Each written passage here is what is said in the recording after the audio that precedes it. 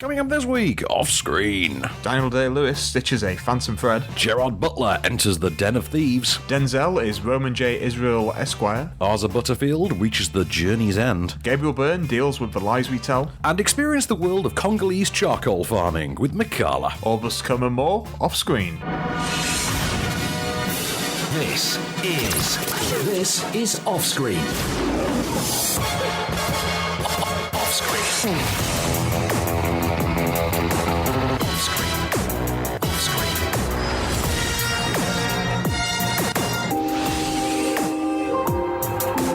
With the latest film news and reviews, this is Off-Screen, the on-screen radio show.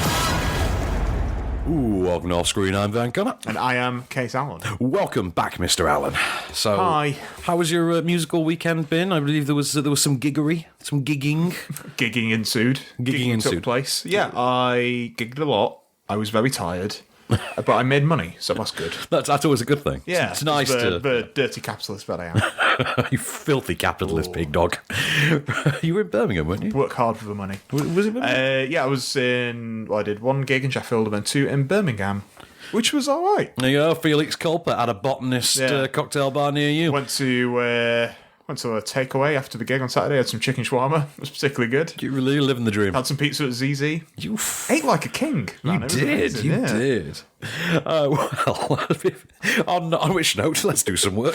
How do we segue from chicken shawarma in Birmingham to Tom Hanks playing Mr. Rogers? I think I've done it. Skill. Through skill and clear self-awareness, I think would be the answer.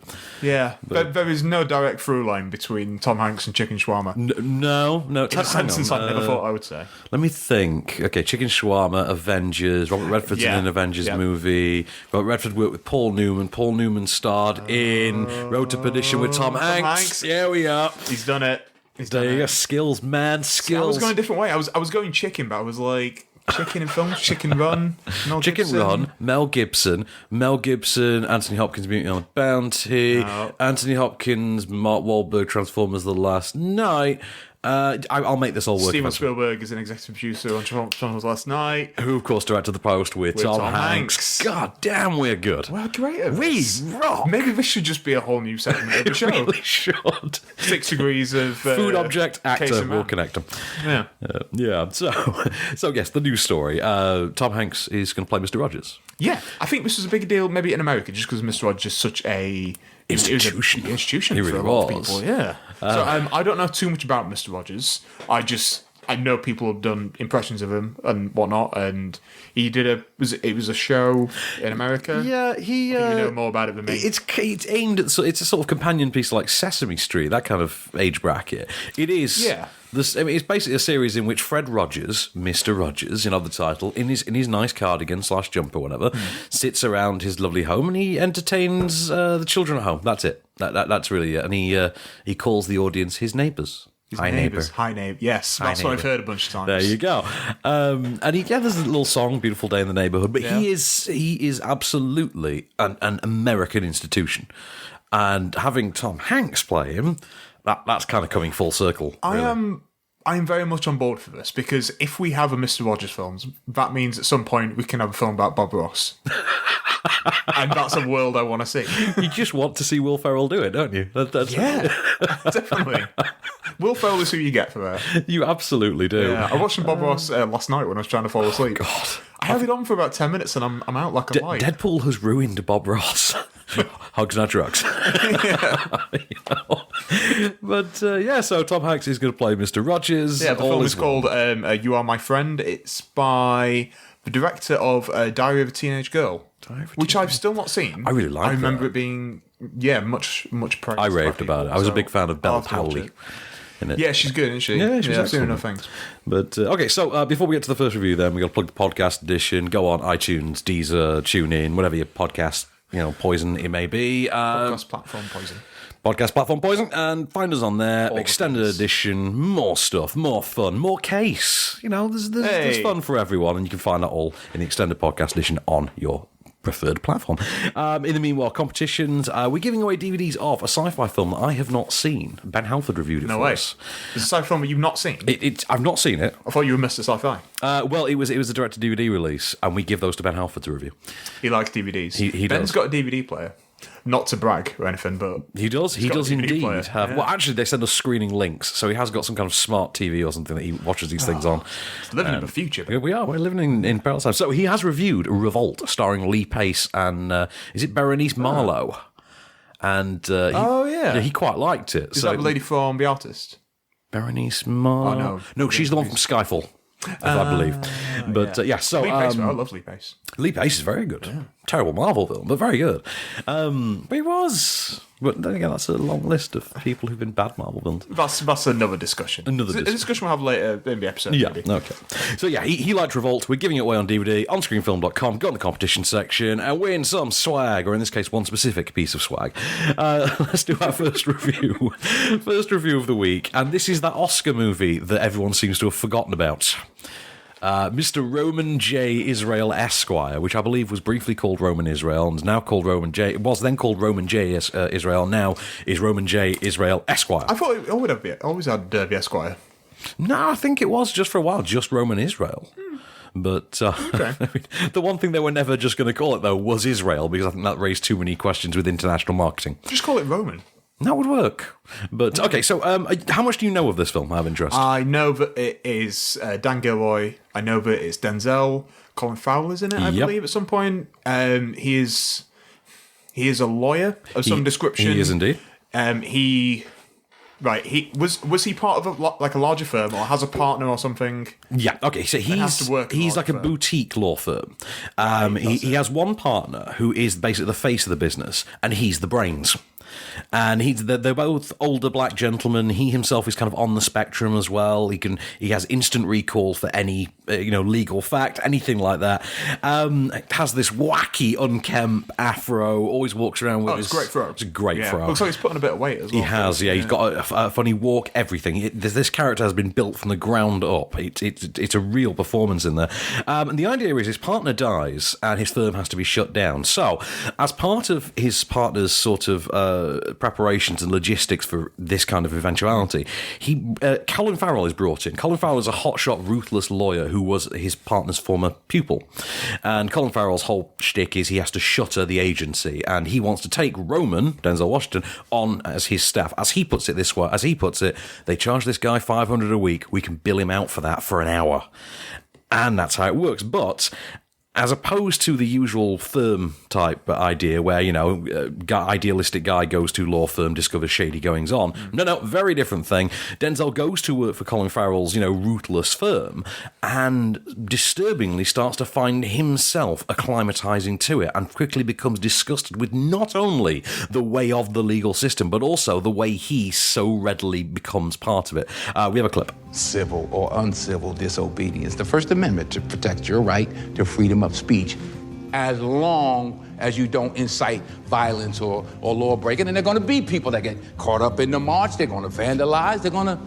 I'm sorry, excuse me. I see two sisters standing. Why are the sisters standing and the brothers sitting? If we want to sit, we can ask. Well, you ladies got to speak up for yourselves. Say 40 years ago.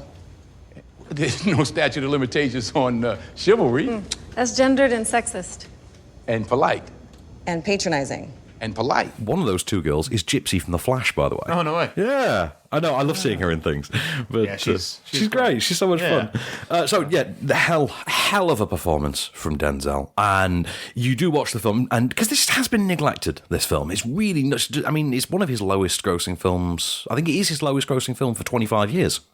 I believe so, yeah. I think it was whatever it was he released in 1992. That was the last time he had a movie that grossed so little. Was that Virtuosity? No, Virtuosity was 95, I think. So think about it that way. Virtuosity made more money than this. I think we just talk about Virtuosity for the rest of this review. I think everything should just be a discussion about Virtuosity. That would be a life I'd like. So Russell Crowe is in like this weird, it's like a VR chess comes out of a cocoon. Yeah, he's in a cocoon at one point.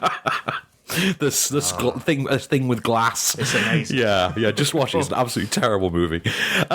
So yeah, he's terrific in this, and you can absolutely see how that Oscar nomination came about, because there are two things to take away from this film. One is Denzel. The other, and I can't believe I'm saying this, is Colin Farrell, who's amazing in this. Takes this stock sleazeball character and It's all right. yeah, He's a good actor. really brings gravitas to it. Yeah, like I really liked him in Killing of a Sacred Deer. But I just don't think I like the film. Yeah, I can understand that. Yeah. This actually, you do come away from it thinking, actually, that was a better film. I think it's a film that becomes better more in hindsight than actually in the moment. You do laugh with it and you are interested by it. There is a sort of ridiculous book-ending device, and you can sort of see the ending coming a mile off. It's also quite tonally inconsistent. It seems to change its plot about every half an hour. And it's also quite depressing that even in 2018, Denzel is the latest star to fall victim to the let's cast a woman half his age to play the love interest. In this case, Carmen Ejogo from Alien Covenant, and which is a bit sad. But you know what? At least she's a great actress, so we can write that one off. But I really liked this film. Did you get to see this? No, I would genuinely. I've been watching The Sopranos, man. I'll be honest. We watched one before. So every time I've had just any spare time, any waking minute of the day, I've been watching The Sopranos. Yeah, I can understand. I've been doing the same with Sons of Anarchy, to be fair. That's all right. But I will watch this eventually. But I've still got some other Oscar films I've got to see first, because I am attempting again to see everything. I'm down to 2. Are you including documentaries and? Oh no, only. I'm talking just narrative features. It's always difficult to get hold of the shorties. Yeah, but I'm going to try my best this year. I have Lady Bird and Shape of Water left on the Oscar list. I've seen Lady Bird, and then Shape of Water I'm waiting until general release. Yeah. Because I'm not watching a That's fair. But no, I think you'll very much enjoy this, guys. I think you will, for the most part, really enjoy this. I think his performance is tremendous. I think he definitely deserves that Oscar nom. I'm surprised there wasn't more attention paid to Colin Farrell for it. But I did really, really enjoy it. I think his performance is absolutely exemplary, and it makes the film completely. With the latest film news and reviews, this is Offscreen, the on-screen radio show. And we're back, Mr. Allen. So, shall we go on to Journey's End now? Yeah, right. Right. Yeah, that sounds quite conclusive. Can we just address something internally? Because I made a bit of a snafu last week regarding a teensy snafu. A teensy snafu. Are you aware of what it was? Maybe. I don't know. I don't think so. When we were queuing up last week, when we were queuing up what we were going to be talking about this week, I said Paddy Considine is a boxer in Journey's End. I was thinking of Journeyman. Journeyman. Yeah. Journeyman is Paddy Considine's boxer. This is a very, very different film. This is based on the old... We sat there for like 50 minutes being like, Paddy Considine's not in this yet. Yeah. Where is he? This is an adaptation of the play and the novel of the same name, and the play seems to get revived every 20 years or so, and this is the latest ad. It was meant to actually coincide with the anniversary of World War One, but, film production being what it is, it's been held back a little and, dragged out a little, and, life got in the way. Yeah. So now we have, the latest adaptation of Journey's End, this version written and directed by Saul Dibb. It stars Sam Claflin, it stars Paul Bettany, it stars Asa Butterfield. Asa Butterfield is arguably our lead. He is our sort of point of view character. And this takes place in the trenches in World War One, and follows Asa Butterfield as he enlists, as he is sent to the front, and he has specifically asked if he can be assigned to the unit that's being commanded by his sister's boyfriend, Sam Claflin.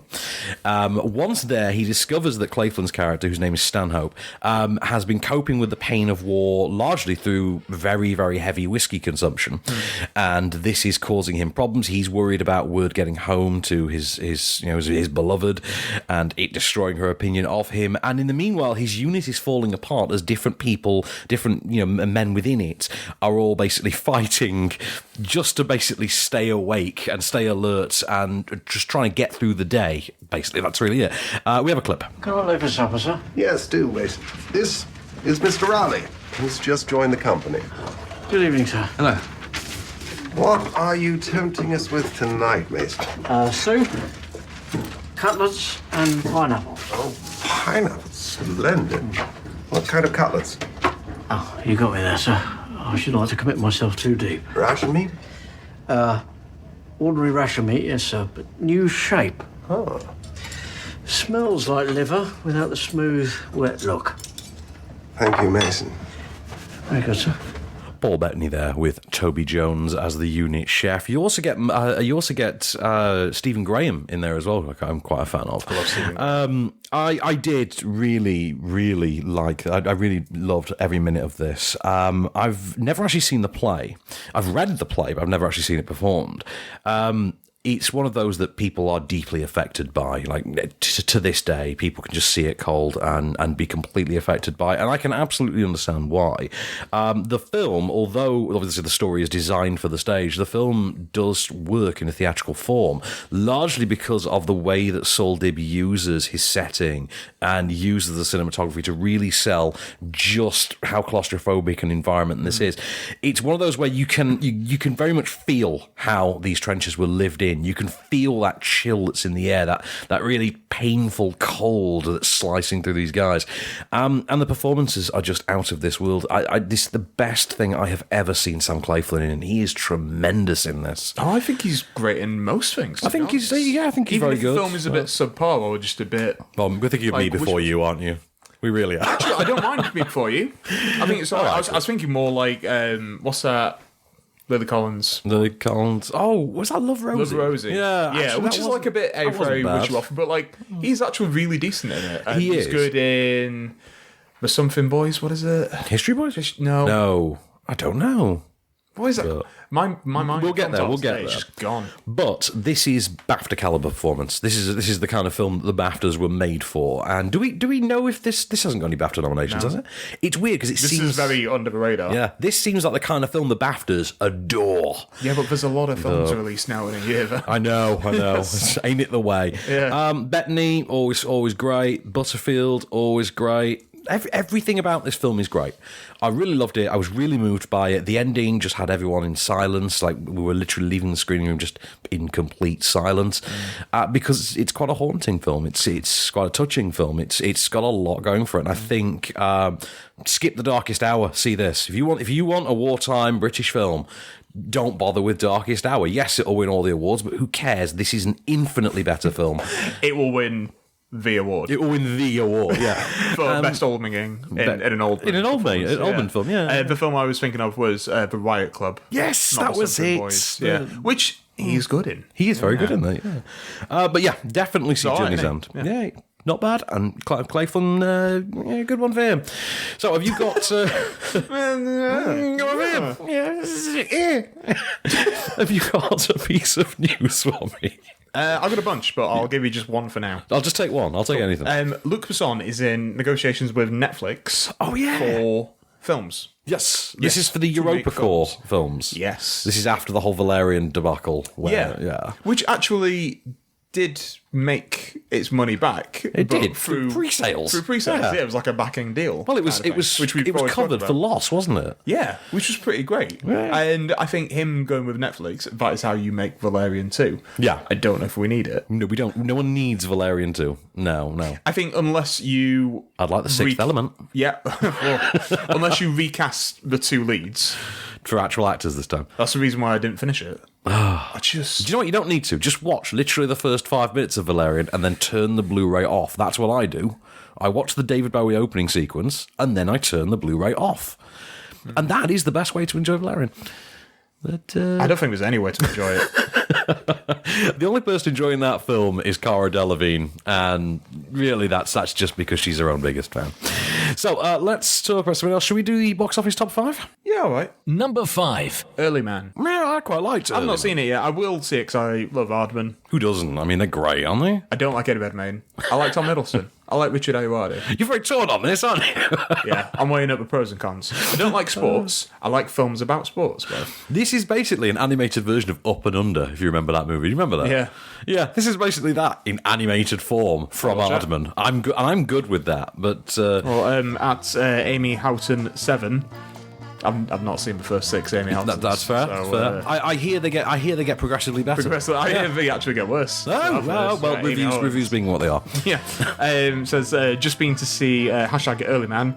Absolutely bloody brilliant. Definitely not one just for the kids. There's a bit of blue there for the dads. Bit of blue. Perfect for all family. 3 white love hearts. at EarlyManUS, at Maisie_Williams, at Twiddleston. I love that Twitter handle. Number 4. Greatest Jackman. Which is really proving divisive, isn't it? Because critics hate it, audiences love it. I fit into the very rare category of critics who actually like it. I think there's 2 of us.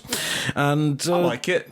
Yeah. I don't love it. I have issues with it. As I said before, I needed someone to die, or I needed just more tragedy. I needed more BG slash steps. Yeah, I can go with that. Although I do still want "This Is Me" to win Best Original Song this year. Oh, it will. It absolutely has to. I think it will. It's a very strong year for best songs, to be honest. It really is. I think it will win. But it is very much contingent on Hugh Jackman and his magnetic star appeal, and he's got that in spades. Yeah, he's the most diverse working actor. I think. Oh yeah, he can. Or at least diverse movie star. Full-blown song and dance man. He's great in it. Zephron steps up to the plate to show he can do it just as well, and yeah, works for me. Over to you, sir. At Yazzie2102, 10 out of 10 would recommend watching the hashtag Greatest Showman 3 times and then buying the DVD. It's not out on DVD yet. Give it time. Give it time, yeah. And then just deservingly, and then there's a Circus 10 emoji, which I didn't know existed. I don't follow the emojis. There is, yeah. I think they've oversaturated the market. Number 3. Maze Runner, the Death Cure, or whatever it's called. That other one. Yeah, it's the one that's not Divergent. The Hunger Maze. Yeah. The Divergent Hunger Maze games. Yeah. Host, yeah. We did one of those, didn't we? City of Bones. Beautiful host creatures. Yeah. Of bones. That's just throw with mortal instruments. I cannot, for the life of me, fathom how this has a fan base, and evidently it does, because I've seen a billion happy tweets from people who seem. That first one is a good idea. First one's great. I'm sure the book series is pretty decent. In fact, a friend of mine said that the books are pretty good. She said that the second one is actually the best. Ooh. But then the film. It's a completely different story. Oh, okay. That would explain an awful lot, because the second movie's terrible. Yeah. But, that's what she said. So I didn't like it. I mean, it's not for me, admittedly, but I thought it was complete dross. Over to you, sir. At _Sarah Joy, Death Cure was 10 out of 10, but maybe 10.1 out of 10 now, because of Dylan, you know.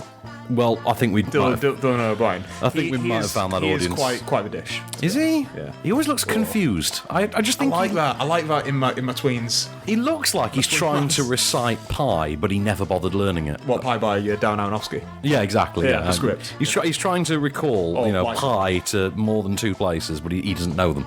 Yeah. Oh, he looks good doing it. Number 2. Coco. You love it, I love it, everybody loves it. Yeah. It's a Pixar movie. I mean, all right, it's not Inside Out or Up, but it's don't never do it. gonna Stop be. comparing them. It annoys me so much. Okay, so when Black Panther comes out, we can't say... No, we can't. Oh, okay, it's better than Age of Ultron. We can't do that. That's fair. I mean, I can tell you right now it's going to be better than Age of Ultron. But yeah, I mean, having beginning, middle and end. As you know, I really hate it when we get to this point in either like film franchises or just connected films where we have to compare. We don't have to. It's a Pixar movie anyway. It's great. You will laugh, you'll cry, you'll hurl, and then you'll hug everyone around you on the way out of the theatre. And what's not to love? I mean, there's even a catchy song for you to take home as well called Remember Me, which I believe is Oscar nominated now. Yeah, like Pips has said. And very, very strong year. Yeah, deservedly so. So over to you, sir. At Goad Nano. Okay. Oh, they've started to release the nano version of Goads. Yes, that's what it is, yeah. Not the Goad Plus. After the Air and the Pro, you get the Nano. Goad that's how it works. A Goad Pro. A Goad Pro. that's a video camera version. It is, yeah, sorry. So, I watched at Pixar Coco last night, and my whole world is shook. I hate that. You hate that his world is shook. I just hate... I'm a very negative person, aren't I? You really are. I just... Shook is all in capital. Do you know what? If it shook as well, then that's good. And then he's put a picture as well, but obviously I can't show you what the picture is, and I can't even see it because it's just got it's just a screen grab. Sorry, that's my bad. It's pic.twitter.com/ls5spjv. Oh, that one. Oh, I know that yeah. one. Yeah, I know that one. Yes, good Classic image. image. Good image. Yeah. I love that one. Number 1. You cannot reason with a tiger when your head is in its mouth! Gary Oldman. Darkest Hour, which is like a worse version of Churchill, to be honest, in nearly every way except performance. Do you know what? If you're paying money to see this, odds are you know what you're going in for, and odds are you're going to get that out of it. It's very much all about the Churchill performance from Oldman, which I think is a little bit too cartoony. But you know what? He's owed an Oscar anyway. Let him have it. And Yeah, sometimes we get there with some actors down the road. yeah, sometimes we do, and I mean, if he and Sam Rockwell win this year, I'm good with that. It's really Steep I categories. would love it if Sam Rockwell wins. I would absolutely be fine if Willem Dafoe wins. Well, everyone wants Willem Dafoe to win everything. I'm going to make two Photoshop images of Willem Dafoe holding an Oscar and Sam Rockwell holding an Oscar. Yeah. For Willem Dafoe, I'm going to have the bit in Platoon where he's getting shot, but he's holding a giant Oscar. What's the Rockwell going to be? Rockwell maybe as Justin Hammer. Do you know the bit where he's like holding a gun? Oh, there's that. I'd go with him dancing in Charlie's Angels. Or just dancing with an Oscar. Him in that like ridiculously tight little black vest in Charlie's Angels when he's doing the dance. He dances so much and so well. He does. He's an expert dancer. Anyway, so Darkest Hour it's all right, but I don't think it was brilliant. Sorry, over to you. At James A. Malcolm says, went to see #Darkest Hour last night. Mm-hmm. Excellent, powerful film with Gary Oldman. Oh, Gary Oldman's in this. Oh, Gary Oldman's. I hadn't heard that. Mesmeric. He's very good in the role of Churchill. Worthy of an Oscar win, surely. I think you're probably right. Yeah, quite possibly. With the latest film news and reviews. This is Offscreen, the on-screen radio show. And we're back, Mr. Allen. And you know what every week needs, I think? A Gerard Butler film. Exactly that, yes. Do you remember how much fun we had with his last one? What was it? What was his last one, actually? Geostorm? Oh, of course it was. Yeah. We had such a good time with Geostorm, Watched didn't it we? over Christmas as we well. did. We literally got the family together and watched Geostorm. Perfect family film. It really was. Yes. Anyway, so now, having done his like Independence Day knockoff, what he's done now is he's got his own Heat knockoff. Yeah. And believe me, you can synopsize this entire film as Heat for morons. Right. So Gerard Butler is the head of an elite LA task force, and you know they're an elite task force because they all have exactly the same beard and slick back hair look, and they look great. Yeah, they wear like leather jackets over their flak jackets. Yeah, and they it's like Sons of Anarchy with badges. Yeah, exactly. And they like pick up donuts from murder victims and just eat them and toss them by the side of the road and stuff. He's a renegade. Yeah, they capital B badass. You know what I mean? Yeah, exactly. One of those. I think that was a working title.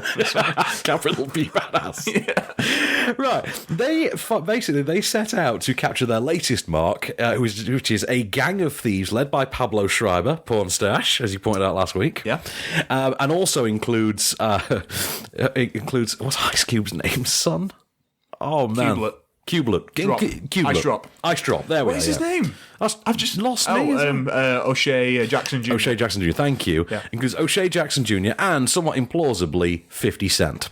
And 10 Bob. 10 Bob. And they are. 10 Bob Jackson. I think if you adjust for inflation, he's 10 cent now. But anyway, so the economy's crap, man.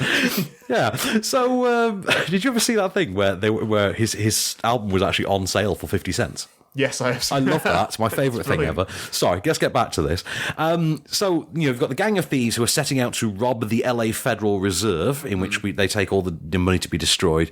Basically, it's blank money. They can just take it and do what they want. So they're setting out to rob that. The cops are trying to nick them for doing it. If this sounds familiar, Michael Mann did it about 20 years ago. But here's a clip of Gerard Butler doing it. Need change? That's for you, Fraulein. Thanks. There are so many cops in here. Last place I think they'd be. Yeah, this day spot. Cheap liquor. Right.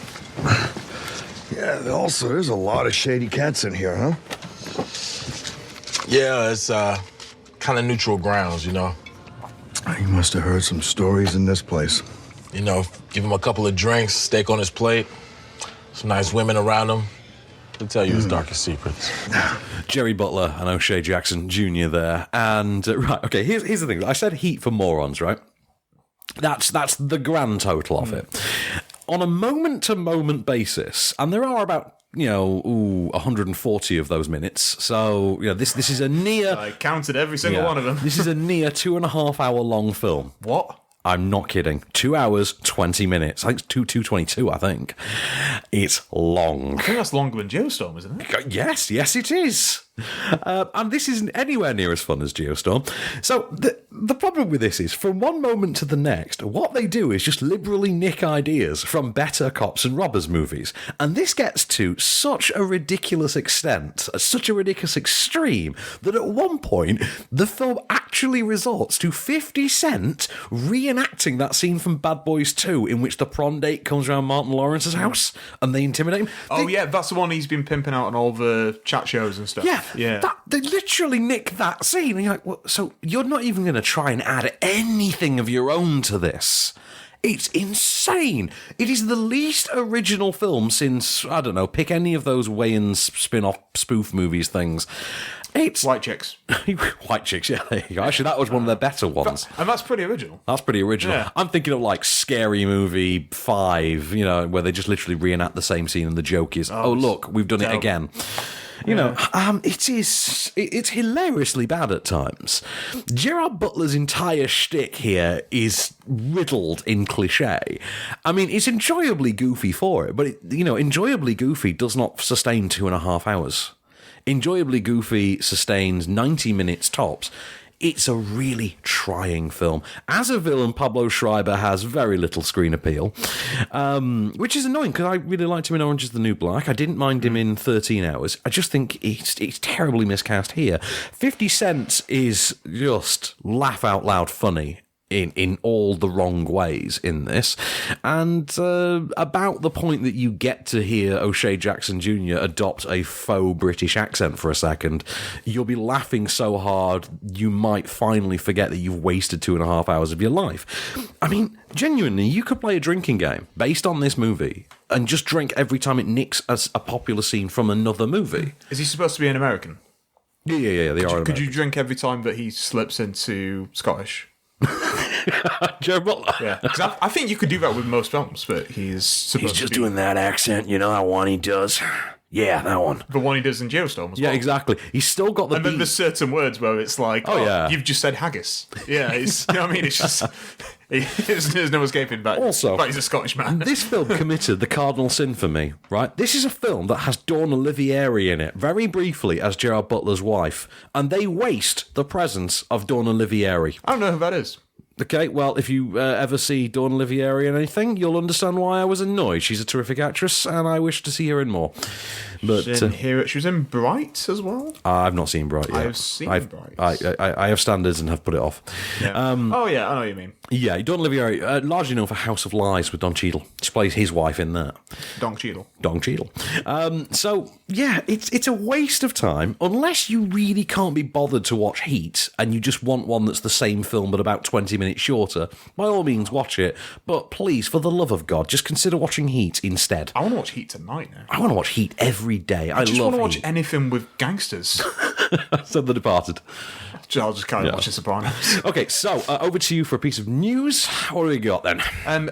Do you know this film with Dwayne Johnson was coming out? Rampage or Skyscraper or... No, keep going. Jungle Cruise. There's like another 35. Oh, no, you've actually said it. Jungle Cruise. Oh, Jungle Cruise. Okay, yeah, go on. Yeah. Emily Blunt is now going to be in it. Oh, wow. Okay. I think that's pretty good casting. That's good casting. I don't know who she's going to be playing. Love interest. Quite possibly. I can see that. Yeah. It's fairly age appropriate. I think she's into a... is she in her 40s now? I don't know. Is she 35, very late 30s? I think mid to late 30s, I suppose. Funnily enough, her husband's new Amazon series got a trailer last night. Yeah, which I've not watched. I've heard good things. I'm a big fan of Jack Ryan. He is Jack Ryan. I'm a big fan of Jack Ryan. Can't wait to see the series. But speaking of Dwayne Johnson love interests, I still find it really interesting that his love interest in Skyscraper is Nev Campbell. Yeah, I found that weird casting. I just can't... I like it because you never see him anymore. That's it, isn't never it? in a film that big. Anyway. House of Cards, I think, was the last time we saw Nev Campbell, but... Yeah, and even then you tend to forget she's in that. That's great.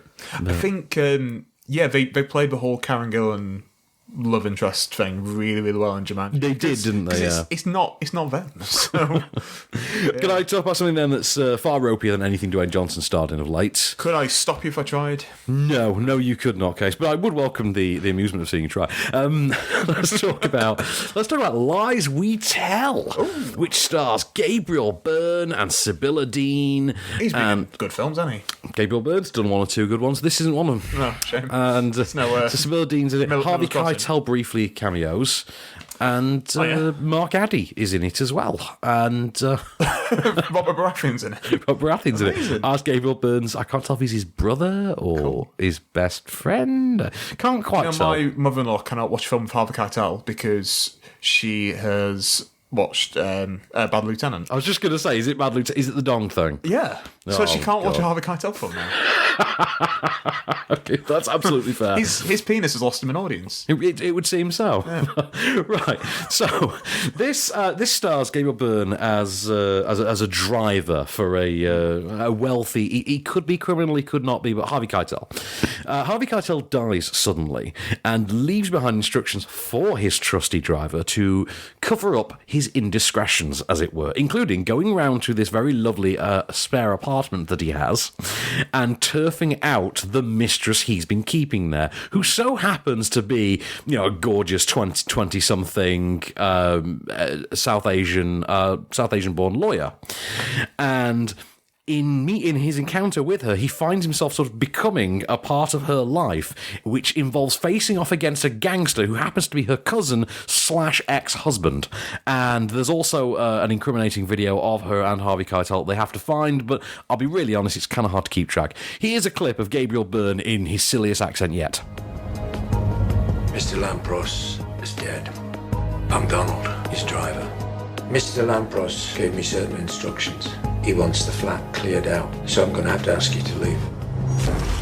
I seen ya. The truth is, I met a half-naked girl in my dead boss's flat. But the psychopathic ex-husband is also a drug dealer, and he's about to marry a 15-year-old... 16! What are you going to do now? You're going to run, are you? I mean, to call it rubbish would be blunt and to the point, so I'm just going to do that and call it rubbish.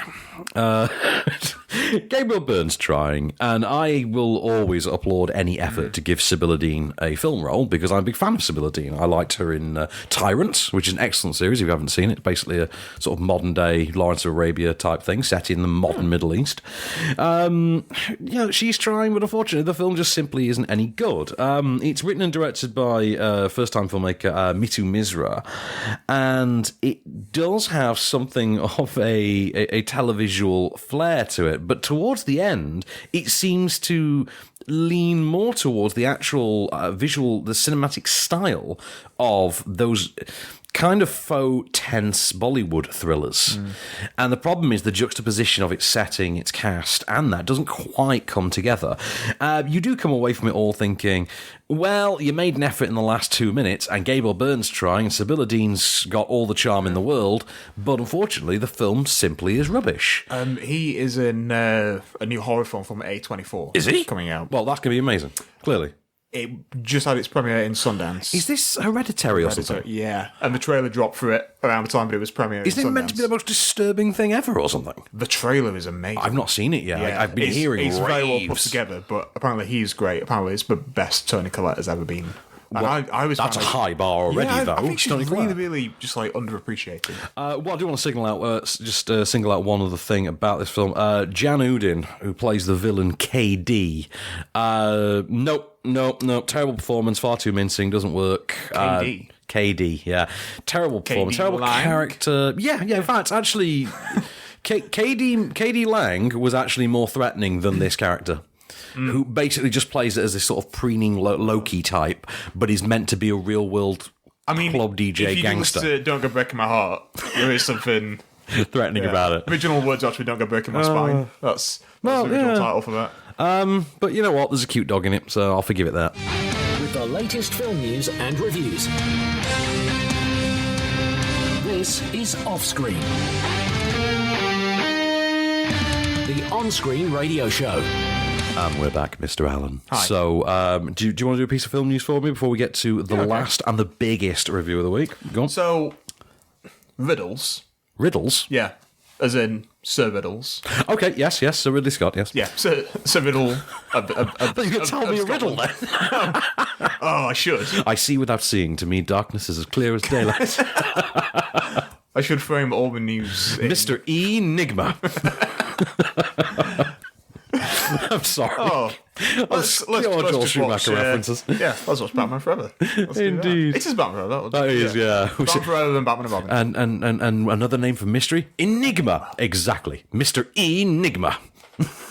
I love that movie. So do I, but I hate myself. I hate myself for liking it. So Ridley Scott has been given this year's BAFTA Fellowship. Oh, has Award, he? Which is essentially like the Lifetime Achievement Award. Yeah, it is, thing. isn't it? Yeah. Mel Brooks got it last year, and then Sir Ridley Scott, which I feel... I mean, he could have got this like 15, 20 years ago. It's strange it has taken this long. Hasn't Ridley Scott always been about 75? He's never been nominated for Best Director at BAFTAs as well. No, wow, okay. That's Ridley Scott is 80. He's 80? Yeah. He just seems to have always been the age he is now. But even going back to like the 1780s, he just seems to have been this age. Yeah. I think when it was like in the 90s, he kind of got to this look and he's just stayed like that for 20, 30 years. Good Lord. So he's going to get the fellowship. Nice. Yeah, which is it's the biggest honour I think you can get. I think, to be honest, after pulling off what he did with all the money in the world, I think... Yeah, you got it, yeah. He's earned it. He earned it for that one, because he pulled that together in, 10 days? Good for him. Yeah. Let's talk about the film that we kind of knew in advance, before it even had a title, was going to be Oscar fodder. Let's talk about Phantom Thread, in which Daniel Day-Lewis takes... Ghost Globes. Yeah, takes one last turn in front of the camera as Reynolds Woodcock, master tailor in post-war 50s London, in a movie written and directed by PTA, Paul Thomas Anderson. And it's very much a haute couture kind of a movie. It's all shot in that style. Its production values are very much of the haute couture persuasion. And basically the story is that Reynolds Woodcock, which doesn't work as a name, does it? Reynolds Woodcock? But anyway, I don't know, it kind of does. He runs the fashion house, the House of Woodcock, as it's called. I like any first name that sounds like it's been pluralised. Yeah, I know. Like, there was an actor... In fact, it's the old guy in the first Home Alone film. It's called Roberts Blossom. Ah, I did not know that. What a bizarre piece of information I now have stored in my head. Yeah. Thanks for that. I had it first, and now you have it. That's okay. That's a very... I feel sad for knowing that. I'm not going to lie. I feel sad. I love it. Yeah. Okay, so Reynolds Woodcock runs the House of Woodcock fashion house. He makes the best dresses in the world. When the movie opens, he's making one for a lady of high society, and then goes to the party at which she's going to wear this dress and stands in the corner and watches his work be admired by the masses. He's also kind of a narcissistic douchebag. He is a master artist, but he's a terrible, terrible person. He's very precise. He likes things his way. He has no time for pleasantries. He's pretty much a please, thank you, go away kind of a man. He's very, very specific.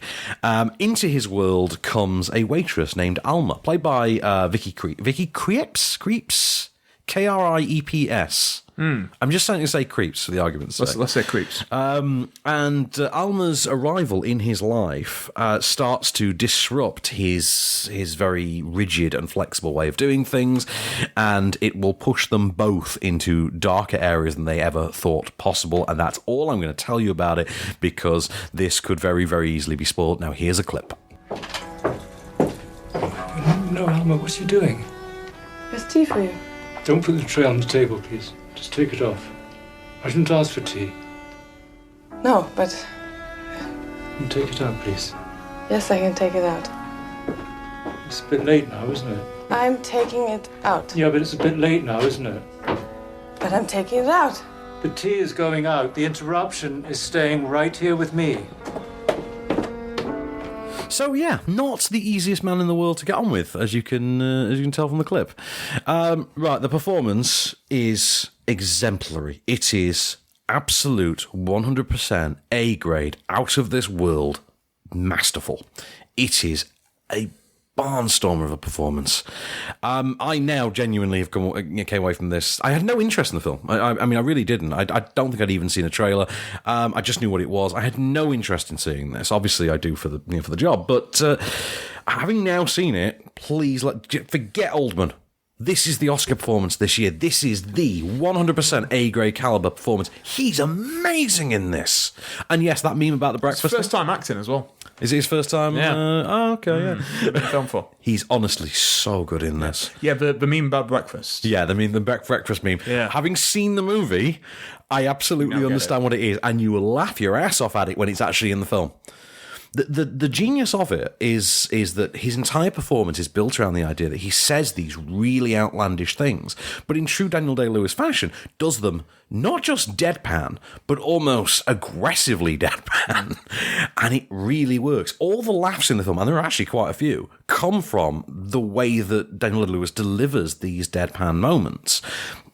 He does it as if he's an alien, as if he's this is his first time meeting people, and that's every interaction you see him in. He's absolutely terrific in there. Leslie Manville, I quite like as his sort of trusted sister, his closest companion. But Vicky Creeps as Alma, I thought was absolutely terrific. I think she's really good in there. There's a lot of really great performances in there. There's not a name cast. They're not a cast of known accomplished actors.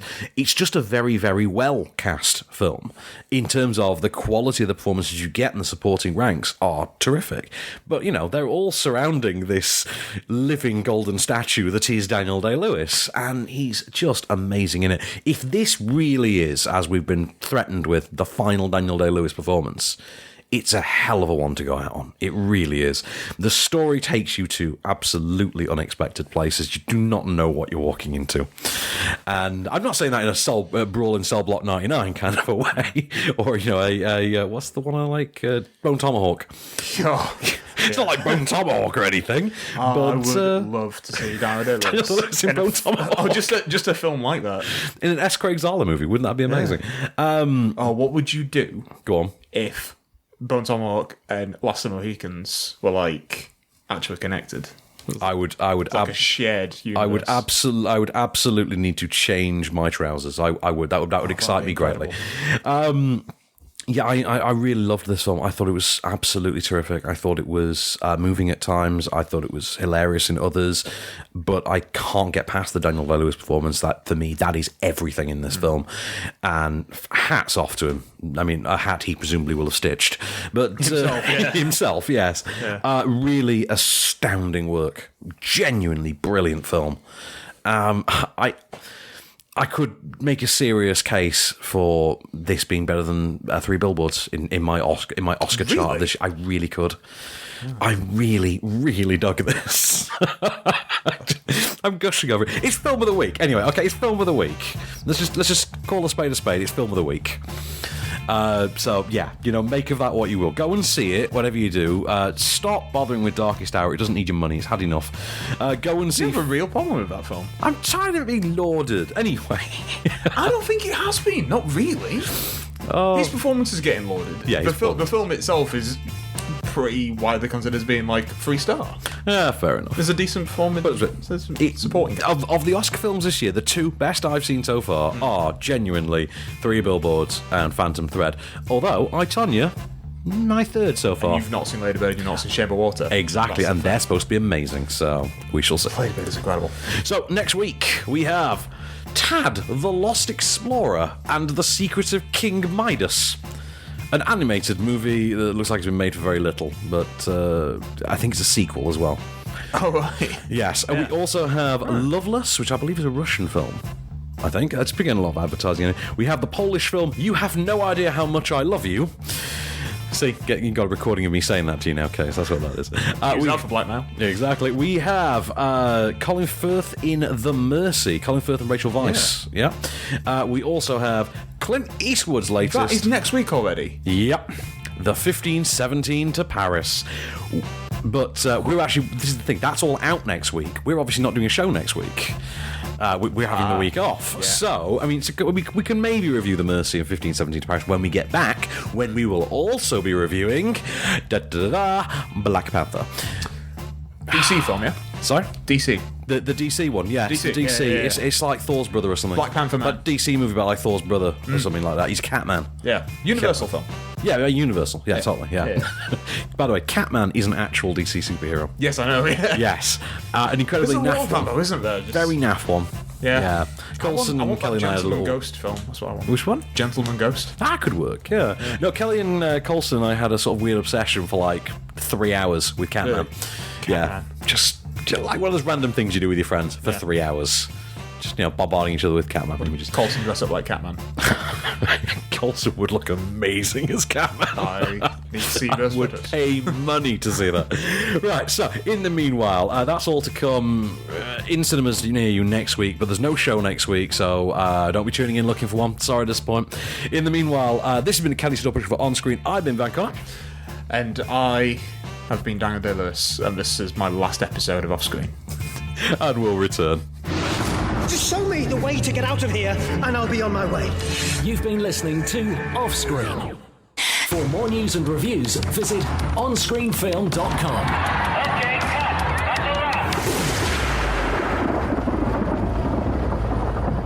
Yes, I'm aware I've just done it. I've said the Phantom Thread. You've become everything you hate. I'm everything I despise is what I am, yeah.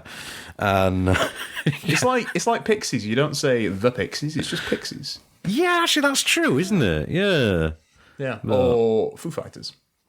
Yes, excellent case. You never say the Foo Fighters, do you? No. Yeah, no. it's just Foo Fighters. Why don't I say Foos, to be honest with you? I think a lot of people say Foos, and a lot of people say Chilies. It's a lot of words in that band name, though. Yeah, There's 4 entire words in that band name. It's too much. There are, yeah, absolutely. Totally. Sort it out, Anthony Kiedis. Can I just belt out Makala really quickly, and then we can do some news, and it's more fun. Do it. Makala is not very fun, I'm afraid. Yeah. Makala is a documentary about a Congolese charcoal farmer. And it's all in its native tongue, so it's subtitled, so we can't play a clip. And it's all in Congolese. It's all in Congolese. Is that the language Congolese? I don't know. I wanted to say Congolese. It feels nice to say, doesn't it? Congolese. Yeah. It's like Francisco. That sounds fun to say. Francisco. It largely follows Kawitba Kasongo, the young farmer. He was on the poster there, and literally, it's a day in the life of kind of a story. It's just. It's a documentary in the sense of, yes, it documents this guy's life, but it's literally just following this guy around with a camera, and that's it. And then he mines some charcoal, and he sells some charcoal, and then there's some end credits, and you go home feeling unfulfilled. And far snootier critics than I proclaimed it to be a masterpiece. I proclaimed it to be... Are you not one of the snootier critics? No, I am not. No. For one thing, I've read a comic book in my life. You are not a snoot. I've seen cartoons. I know what Rick and Morty is. So I've had joy and laughter in my heart. I've seen boobies. I've touched a boob. That's how it works. Just one. Just one. But I decided... I didn't want to tempt fate. And I decided it wasn't for me. Is this what all the fuss is about? That's a scene that really needs to be in a film, isn't it? But yeah, I didn't enjoy Makala at all. I can't rate it on any kind of artistic, stylistic, thematic, narrative, or general cinematic level. I found it to be a waste of time. It was 96 minutes that I just got absolutely nothing out of. I'm sorry, I really didn't. Not for me. I'm not at all. And I don't think it would really be for anyone who's in the audience of this show, to be honest, because you wouldn't watch a film like this and listen to us. It just wouldn't happen. But speaking of interesting films, I saw a rom-com comedy this morning. A rom-com comedy? A rom-com trailer, sorry. A rom-com comedy. A rom-com trailer for rom-com comedy. Rom-com comedy. Yeah. Sounds like Rin Tin Tinny, doesn't it? So a rom-com trailer from Netflix for a new film called When We First Met. Yes, I've not watched the trailer yet, but I know of the film of which we speak. Do you know what the concept of this film is? I know that it's just got... it's Adam Devine. It's Adam Devine. And Alexander Daddario. Yep. And Robbie Amell. And it's from the director of The Duff. Yes. Is it really? It really is. So when are we all watching it? We're binging this when it comes out, like February 2nd, I think. Can one binge a film? Well, no, because we're going to double it up with The Duff, because I've not seen that in a week. No, that's how it works. And the women in our lives make us watch The Duff over and over again. The Duff, Mean Girls, Wedding Singer, Sisters, and Repeats. Yeah, that's it, basically. Those are the only films Case and I ever get to watch when we have our group hangs. Anyway, so the plot of this movie is in 2014, Adam Devine meets Alexander Daddario at a party.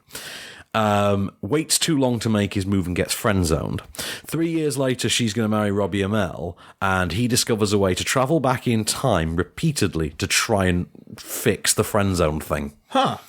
That's the movie. That's a pretty cool premise. Yeah, it looks a bit candy-coated, but the Duff influence, the idea that it's from the individual behind the Duff, does shine through. So I'm intrigued enough. I will watch it. It's got Robbie Amell in. He's a very handsome man. I enjoy watching Robbie Amell on screen, glistening pectorally as he does. Yeah. Looking like a statuesque Greek god in that manner that he does so well. That's the only way to describe him, I think. I think so. Also, he does the peck pop very well. He does, yeah. He does. Yeah, when we watch The Duff, me and Van actually just watch it alone. We do, yeah, we do. We absolutely watch it alone. It's not something we like to talk about publicly. God, I love Mae Whitman in that movie. Anyway. You were just like, quick, mention a girl. Quickly, overcompensate. Boobs. Yeah.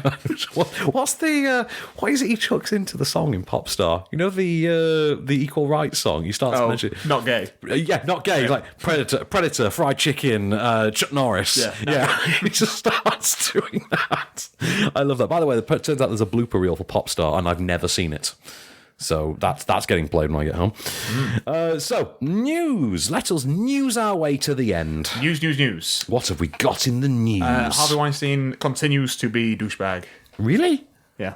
He's still alive? Yeah. Okay. Medical science news, new bands. Yeah. You would think that something would have happened to... Like, I don't know, just him being imprisoned or just... I think that, wouldn't you? Yeah. He's doubled down on his denial that he didn't rape Rose McGowan, and this time he's dragging Paul Batfleck into it. Oh. By using some emails that Ben Affleck... have you seen this? I've seen that poster. Yeah. That is the poster for The First Purge, which is the new Purge film, which is a prequel, and is a hat...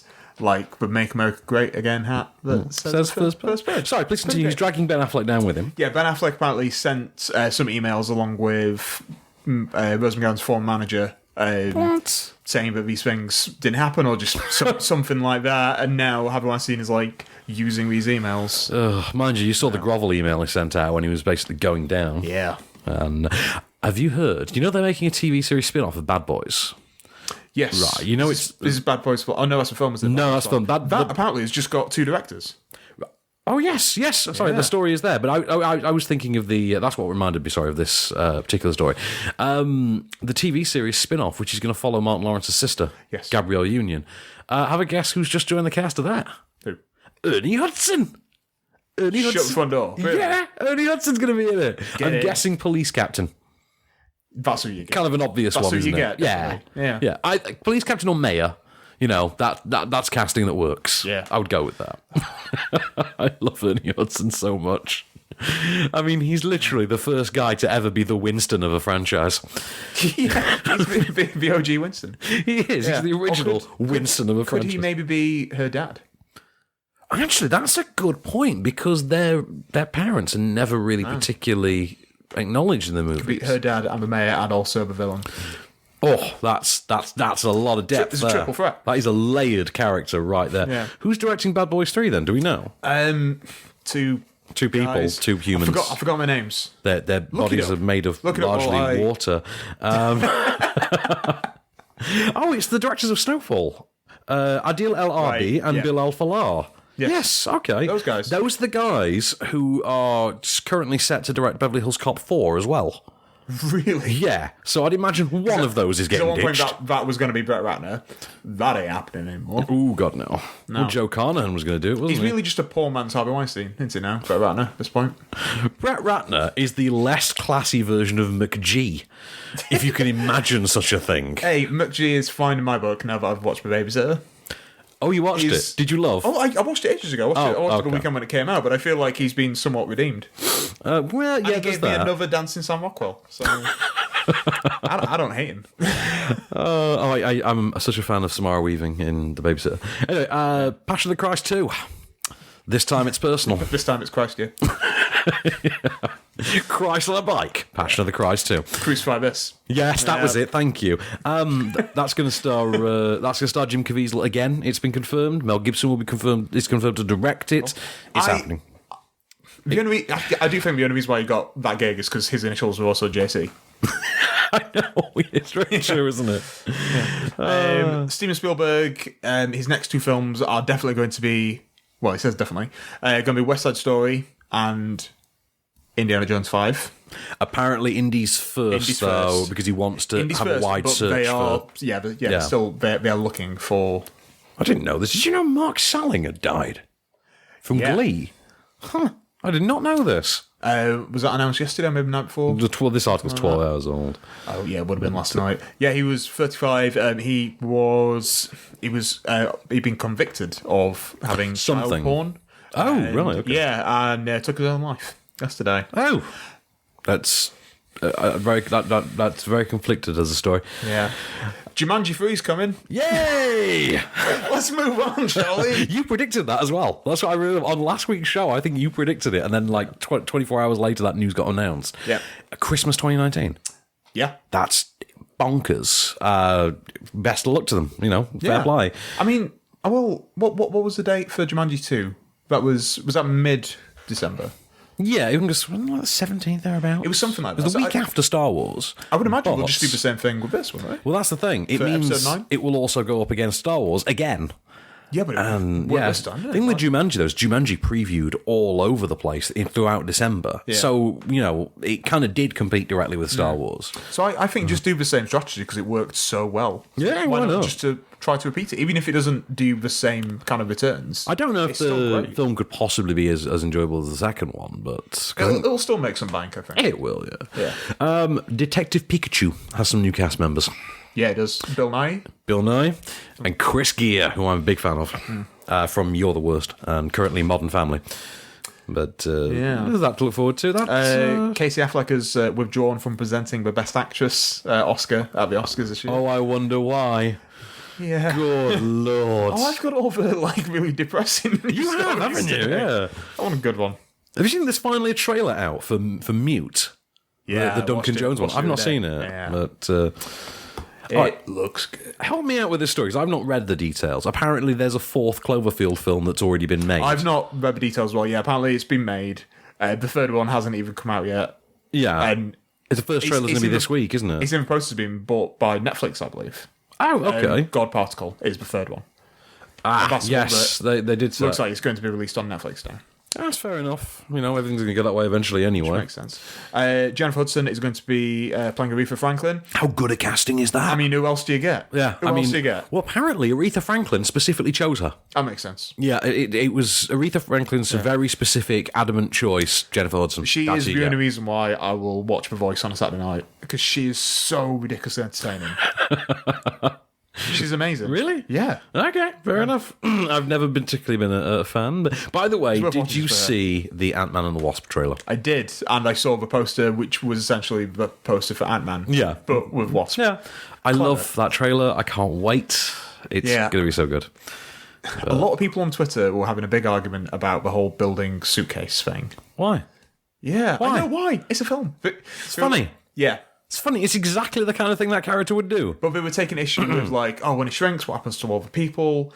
There's no one inside it, obviously. Yeah, but they were saying, does everything inside the building, tip over when he moves it? Is there like an anti-gravitational device in there? It's the Marvel-verse. Film. Everything's frozen in time. Yeah. Henry Cavill will apparently be in Shazam. Yes, I heard this. Yeah.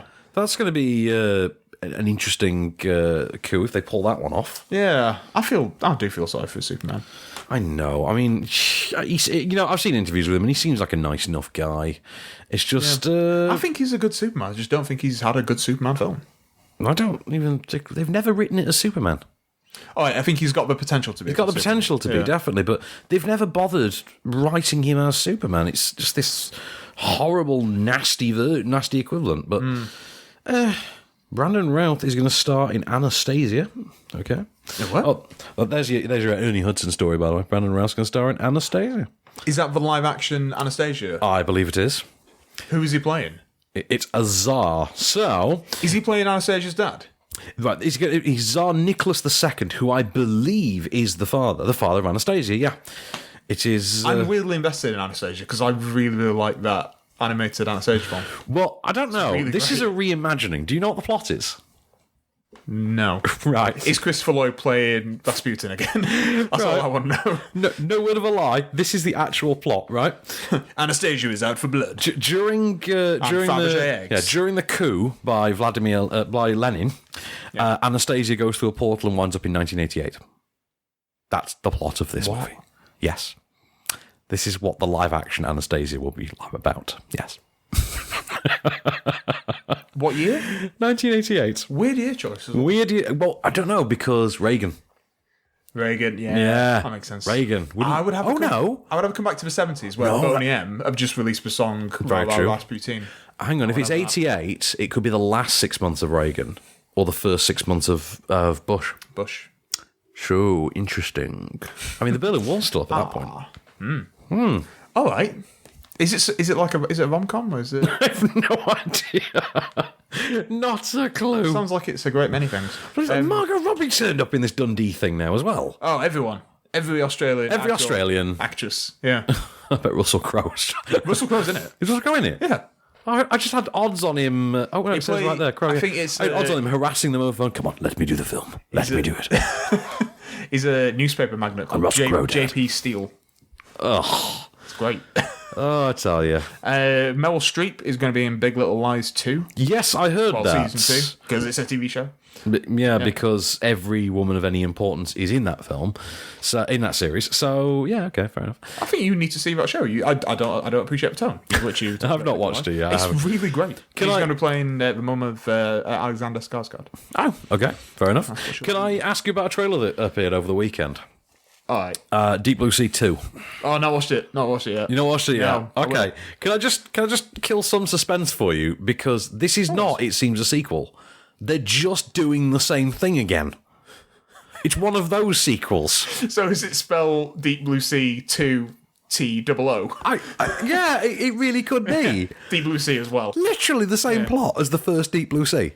I'm like, why would you bother doing this? We've already achieved perfection. Yeah. So, You've already soared too close to the sun with the first one.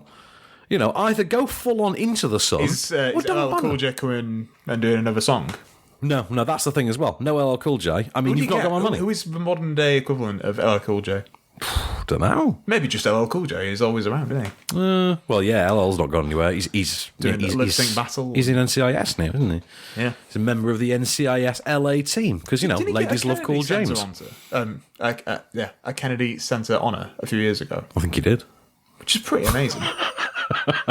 Ladies love him, man. Ladies love Cool James. That's how it works. Mission Impossible 6 has a title. Oh, yes. Go on. Yeah. Do you like it? You know what it is, don't you? I do know it. I know it, and I'm okay with it. The titles have never bothered me on these things. Yeah, I'm all right. Mission Impossible Fallout. Fair enough. I mean, I like the fact that there's going to be an actual straight sequel for the first time in the history of this franchise. Well, this is the first time that we've had a director do 2 Mission Impossible films. Yep. And why not? Because that 5th film was great. Yeah, mind you, I think they've all been pretty great. I've not got a problem with any of the Mission Impossibles. Yeah, I don't care what anyone says. I will defend the second one. 2. I will defend the second one because I remember when there were only 2 Mission Impossible movies and everyone had to defend the first one. Misdirected Woo. Any Woo after, which is pretty much any John Woo film. Yeah. Garrett Hedlund has revealed that apparently it was the failure of Tomorrowland that caused Disney to kill Tron 3. Not Tron 2. Not Tron 2. I still like it.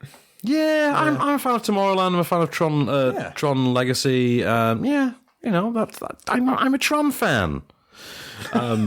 Leave me alone. I'm a Tron fan. I'm a Tron fan, damn it. Get off my dick. Great, now we have to put this in as explicit. Do you want to drop some more in? You know, you can do it now. Caps off. Caps off, dicks on. The caps off, dicks on. Shit, the seal's been broken, man. Seal has been broken. But I don't know. That's what happened when Heidi Klum left him. Oh, wolves, man. Right. I haven't got anything else. I haven't either. That's it. We've done. We've done. That's it. We're not doing a show next Poor week. heartbroken seal.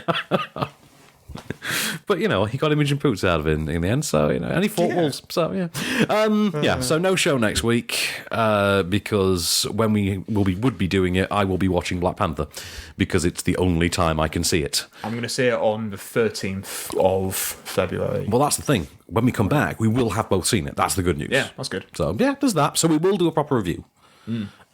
Cool. And I think that week that we would come back, the only 3 national press shows that week are Black Panther, Lady Bird, and The Shape of Water. Oh, man, that's good. We've got a week to fill, effectively, so we might as well carry the stuff over from the week we're not doing. I think we just do that 6 degrees of separation thing we started earlier. No, well, that did work. Let's try to connect those 3 films. Apart from the fact that 2 of them have been nominated for Oscars. Well, yeah, there's that. Wouldn't you love... There's got to be a through line somewhere. Wouldn't you love to discover that there's some runner on set for one of these, like some obscure, no-name guy who's just a runner on set, who's worked on all these movies, and he's the connective thread through them all? That would be great. That would be some guy like in The Good Place when they've got that random guy's picture on the wall because he figured out what the afterlife was. Like that. It would be that guy. I need to watch the last episode. Oh, God, it's so good. I'm so in love with that show. It's great. And also, I never thought I'd say this, but a little bit in love with Jamila Jamil. So, yeah, there's that. I want to know the story about her being cast on that show. Because she is great in it. I think she's amazing. But it's so random. Yeah. It is. She hosted T4. What's that all about? I know. I have a mutual friend with her. It's like bloody June Sapong being on Suits or something. It's... Right, that's a real random one. What do you know? How did you pull that out of your ass? Or Vernon Kay being on Modern Family. Or... oh my God. I don't know. Who else? Simon Amstel is somewhat popular in America. So... I saw him on Dean Street yesterday. Really? Yeah, but he was distracted, so I didn't get to say anything. He's amazing. I'm a big fan of Simon Amstel. I actually had to switch my Siri over to a female voice because I found the male voice sounded too annoyingly like Simon Amstel and I found it distracting. Oh, right. You think you were in an episode of No Man Buzzcocks from 10 years ago? I didn't laugh quite as much, but yes. I think he was a good replacement for Mark Lamar. He was. That was my dream job. What, being the host? Being host of Have I Got News For You? I loved it. Do you know what? The last season where Rod Gilbert officially took over was really good. And he was really good on it. I think I saw 1 or 2 episodes. He just only got 1 season. It was a big shame. Oh, it is a shame. Yeah. But is he still going? No, they cancelled it. They've shut it down officially. Yeah, it was a few years ago now. Oh, it'll come back. Nostalgia will bring that back. Yeah. Nostalgia will bring that back. I used to love. Like, it was one of my favourite. shows. It was good. Well, because you used to run the spread, didn't you? You watched Have I Got News For You? Never mind a Buzzcocks, Mock the Week. That was the spread. That's how it goes. That is absolutely. But BBC. God damn it, BBC. Damn Tories. Candy Thatcher's asses. Britain. I'm going to leave before I get political. All right. On which note, here it is. Your moment of cage. Is there ever a part of you that's just like, let me do something like anyone else would do? No, I can't. I wouldn't even know how to do that. I mean, I feel like, when I was, very young, I was always shocked that when I went to a hospital and the doctor checked me out that I didn't have green blood and 12 ribs or more ribs. I mean, I thought I was from another planet. Right. So it's never going to be just like what everyone else does.